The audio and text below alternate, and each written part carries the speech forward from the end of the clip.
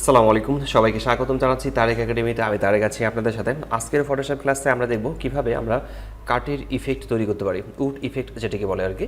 আমরা কিভাবে একটি সহজে খুব সুন্দরভাবে একটি উড ইফেক্ট তৈরি করতে পারি। এখানে একটি মূলত ডিজাইন করা আছে, আর এটি হচ্ছে মূলত উড ইফেক্ট। চলুন তাহলে দেখে নিই যে এই উড ইফেক্টটি আসলে কীভাবে তৈরি করা যায়। আমরা যে কোনো টেক্সট, লোগো, যে কোনো ছবিকে আমরা মূলত উড ইফেক্ট তৈরি করতে পারি, কাঠের ইফেক্ট দিতে পারি। আমরা যে লেখাগুলোকে ইফেক্ট তৈরি করতে চাই অথবা হচ্ছে যে ছবিটিকে ইফেক্ট দিতে চাই, সেই ছবিটিকে আমরা ব্ল্যাক কালার নিয়ে আসবো। যেমন আমি এখানে একটি লোগো নিয়েছি এবং এই লোগোটি হচ্ছে ব্ল্যাক কালারের। এই ব্ল্যাক কালারের লোগোটি এখন আমরা এখান থেকে ব্লেন্ডিং মোডটা চেঞ্জ করে নেব। এখানে এর দেওয়া আছে নর্মাল, আমরা এখান থেকে করে নিচ্ছি ওভারলে। আমরা এখান থেকে ক্লিক করব ওভারলেতে ক্লিক করলে একটি ইফেক্ট আমরা দেখতে পাচ্ছি। এরপর আমরা এর ব্লেন্ডিং মোডটাকে অন করে নেব। এখানে ডাবল ক্লিক করব অথবা রাইট বাটন ক্লিক করে ব্লেন্ডিং অপশনে ক্লিক করে এর ব্লেন্ডিং মোডটাকে অন করে নিচ্ছি। এরপর এখান থেকে আমরা ক্লিক করব বেবেল অ্যান্ড ইম্বোস, এখানে আমরা ক্লিক করছি।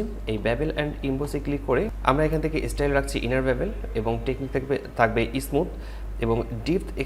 এখান থেকে ডিপথ বাড়িয়ে আমরা 1000 করে নিচ্ছি এবং ডিরেকশন এখানে দেওয়া আছে আপ এবং ডাউন। আপনারা চাইলে এখানে আপ করে নিতে পারেন অথবা ডাউন করে নিতে পারেন, যে কোনো একটি করে নিতে পারেন। আমি এখান থেকে ডাউন করে নিচ্ছি। আমরা এখান থেকে সাইজটিকে পরিবর্তন করব। আমি এখান থেকে 5 অথবা 6 যে কোনো একটা সাইজ রাখছি। আপনারা আপনাদের ইমেজ অথবা হচ্ছে টেক্সটের সাইজ অনুযায়ী আপনারা এখান থেকে সাইজটিকে ঠিক করতে পারেন। এখানে আমরা স্ক্রিন রাখবো, এখান থেকে হাইলাইট মোড স্ক্রিন রাখবো। এখানে কালার থাকবে হোয়াইট, অপাসিটি থাকবে 75%। আবার এখান থেকেও মাল্টিপ্লাই থাকবে এবং ব্ল্যাক থাকবে এবং অপাসিটি এখানেও তা রাখবো আমরা 75%।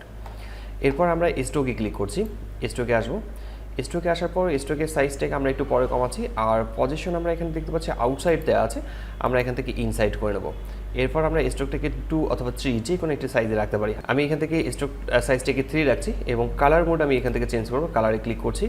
কালার মোড আমরা এখান থেকে যে কাঠের কালারটি আছে এই কালারটি নেব এবং এই কালারটিকে আমরা একটু ডিপ সিলেক্ট করব। আমরা একটু ডিপ সিলেক্ট করছি। আমি এখান থেকে ডিপ সিলেক্ট করার পর ওকে লেখাতে ক্লিক করছি। এরপর এখান থেকে আবার অপাসিটি 100% রাখতে হবে। আর সাইজ এখান থেকে রাখছি 3 এবং কালার মোডটা আমরা এখান থেকে চেঞ্জ করে নিলাম। এরপর ওকে লেখাতে ক্লিক করছি। তো আমরা খুব সহজেই খুব কম সময়ের মধ্যে আমরা মূলত যে কোনো ছবিকে অথবা যে কোনো টেক্সটকে উড ইফেক্ট অথবা হচ্ছে কাঠের ইফেক্ট তৈরি করতে পারি। তো আশা করি বিষয়টি বুঝতে পেরেছেন। আজকের ক্লাসটি এই পর্যন্ত ছিল। দেখা হচ্ছে ফটোশপের নতুন কোনো টিউটোরিয়ালে। ততক্ষণ পর্যন্ত ভালো থাকবেন, সুস্থ থাকবেন। ধন্যবাদ সবাইকে। আল্লাহ হাফেজ।